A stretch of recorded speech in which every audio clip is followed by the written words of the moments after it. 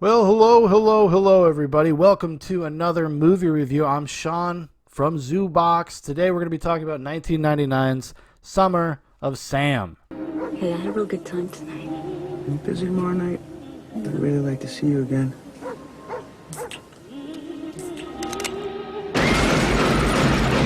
There was something in the air. You danced so great tonight, baby. Because you're beautiful. New York City, 1977. Is that Richie? What's happening, guys? You come back to the neighborhood looking like a freak. You're supposed to be okay with that. A time of endless possibilities You want to be my dog? I was a naughty girl. and serial hysteria. Double homicide. Police received a letter from the .44 caliber killer, calling himself the Son of The Sam. film is directed by Spike Lee, written by Spike Lee, Victor Colicchio, and Michael Imperioli. The film stars John Leguizamo, Adrian Brody, Jennifer Esposito, Mira Sorvino, and others. The logline plot synopsis is Spike Lee's take on the Son of Sam murders in New York City during the summer of 1977, centering on the residents of an Italian-American Northeast Bronx neighborhood who live in fear and distrust of one another. And everyone is a suspect. That psycho is gonna have no place to hide. In 1977, the summer belonged to Sam. So yeah, I actually just ended up. I've been going back through a lot of Spike Lee's kind of filmography. I've done one big giant one with past and future guest Dan Prophet. We did one about Do the Right Thing. We had a very long, kind of interesting conversation on Zoobox Goes to the Movies. So please, if you have an opportunity, go check out that episode. But it kind of just got me in the mood to watch a lot of Spike Lee stuff. Ones I hadn't seen, revisiting some old ones. And this one was one that I used to watch all the time as a kid. And the reason why I watched it all the time is because my family, the movie channel we had for the majority of my childhood, my younger years, my formative years, like 10, 11, 12, 13, 14, was Stars. So call your cable operator and say, I want to see Stars, a new movie channel. Stars and the Encore channels. And this was on Stars. And the way Stars used to do their programming was they would have the same 10 movies on for a week, and they would have a schedule, and they would cycle through them. So yeah, I would just end up watching the same ones over and over and over again.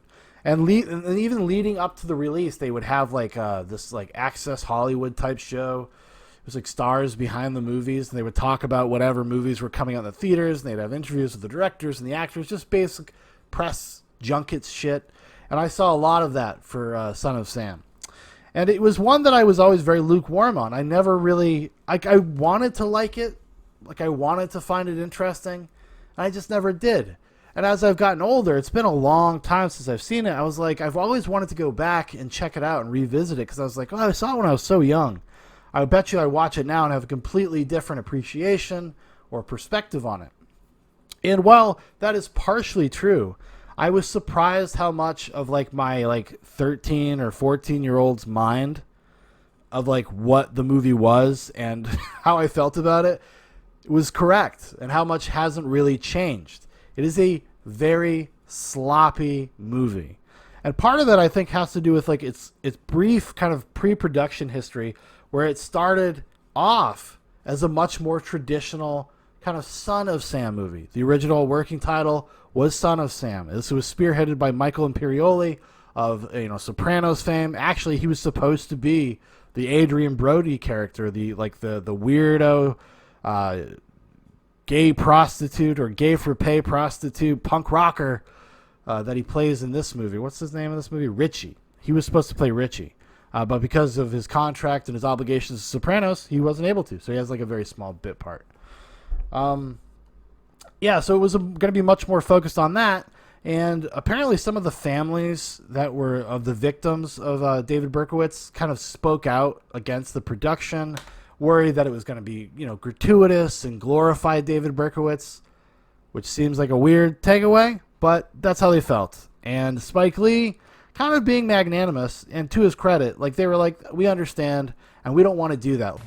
What do you think your obligation is and was to the victims' families? My obligation to the families of the victims was to do a film was not disrespectful, to do a film at the same time did not glorify and glamorize David Berkowitz, which the New York Times did. When the New York Times, not yesterday, but last Sunday, when they put an article on the front page of Sunday Times, where they go up to upstate New York and ask his mass murderer, what does he feel about the movie? My question is, who cares? Since when do we find out what is moral and ethical from someone who's killed 6 people? And the whole slant of the article by Blaine Hardin, he came in smelling of talcum powder. He began to weep quietly as he talked about the victims. If he had to do it all over again, he said, well, I would have had a family and just stayed at the post office. I used to be the son of Sam. Now I'm the son of Hope. And people name their children after me. And what that Times article did, they made me switch places. Because I was the serial killer and he was a sympathetic character.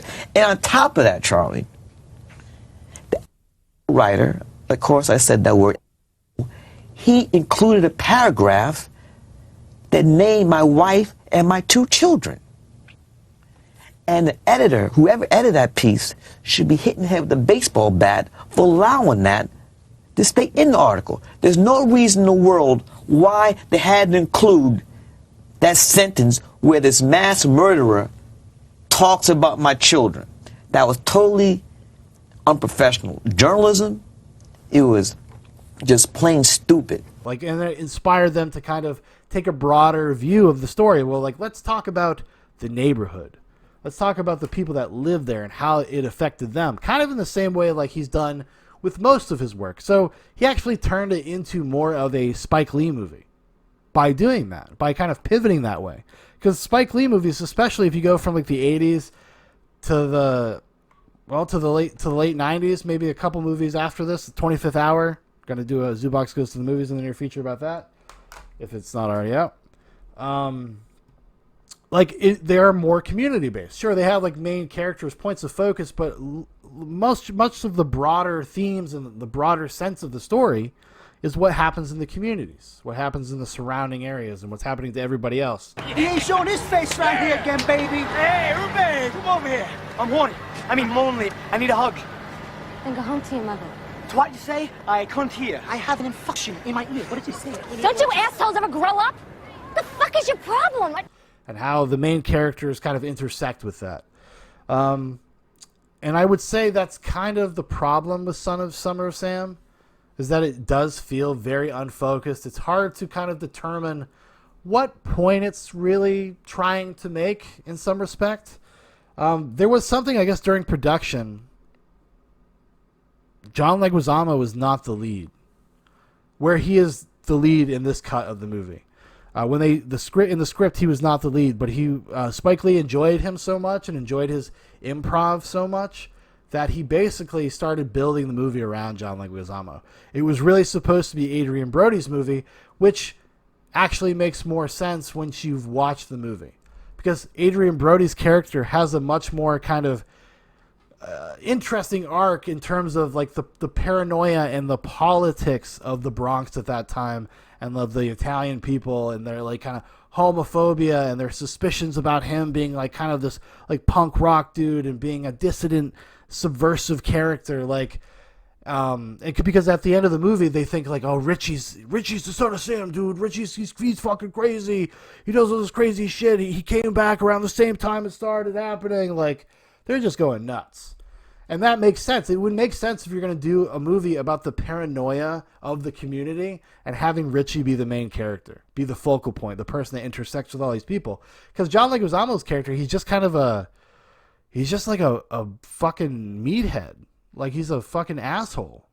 He's a philandering, adulterer, philanderer, kind of sex pest. He's like a sex maniac, sex addict, I guess maybe you'd call it. And he is having some internal moral struggles about what does it mean to be a husband. God is telling me you shouldn't be doing these things with your wife. That's what he's telling me. What things? Oh, come on, don't be stupid, you know. What? No butt fucking. 69. doggy style. And that's the message. God is saying, you gotta cut that shit out. You gotta cut it out. Otherwise, I'm not gonna spare you the next time. That's what God's telling me. And Richie, I'm telling you, I swear, I think the guy saw my license plate. I think he's after me. I'm telling you, I'm gonna be number 8. And he's like, well, I can't fuck my wife in the ass. That's not what God wants. That's why I gotta step out to fuck other chicks in the ass. And like, there's this whole scene. They go to like a swingers party, and it's just, it gets lost. It gets messy, and it doesn't feel very coherent. So by the time you get to the end of the story, you're not really invested in anybody. Everybody feels like they're playing Halloween as well. Well, I'll say the production design of like the sets and creating an authentic feeling to the look of the time and really kind of capturing that, I feel like it does a pretty decent job. But the actors, I would say almost all of them, in my opinion, are kind of miscast. John Leguizamo is fucking miscast. And it's just like, and it was kind of weird because at the time, I would have been rooting for John Leguizamo because I grew up watching, the Super Mario Brothers movies, The Pest. I'm sorry, man. But I know you don't care because you guys are the greatest. You German people. Next time that somebody says that Germans are humanist people, I'm going to tell them to come to this house, all right? Yes, I have to tell you that So you started a few wars, all right? So you actually started everywhere. I mean, who's counting? It's not like you ever won one, right? We kicked France's ass. Oh, please, then who does it, right? Who does it? If you remember, The Pest is kind of a spoof on The Most Dangerous Game, which is just a weird thing. But and he had done this thing called Freaked, which is like this one-man stand-up show about his life growing up as a kid. So I was like kind of a fan of John Leguizamo. And when you have a guy that's trying to transition into more dramatic stuff, be more serious, like I would be in, like, it's like an underdog thing. You're like kind of rooting for him. And it's not that he's bad in this, but it shows you his range as an actor, and he just doesn't read as dramatic most of the time. It's like hard to take him seriously. You're not gonna fucking leave me? Come on, baby. Come on, I'm sorry about Glory, okay? I'm fucking so sorry about that shit. It wasn't even fucking worth it. Because he's so, like, cartoonish in a way. Adrian Brody as well. I was not a fan of his performance in this, or Jennifer Esposito. Mira Sorvino, though. I think if there's anybody that's really good in this, it's Mira Sorvino. Baby, don't you dare baby me. I'm going to wait here. I'm going to wait until somebody comes along. You know what? I'm going to wait here until some soul brother comes along in his big black Cadillac. And you know, and I know that he's got a big black dick, Come too. on, don't talk like that. Just get inside the car. Oh, fuck you.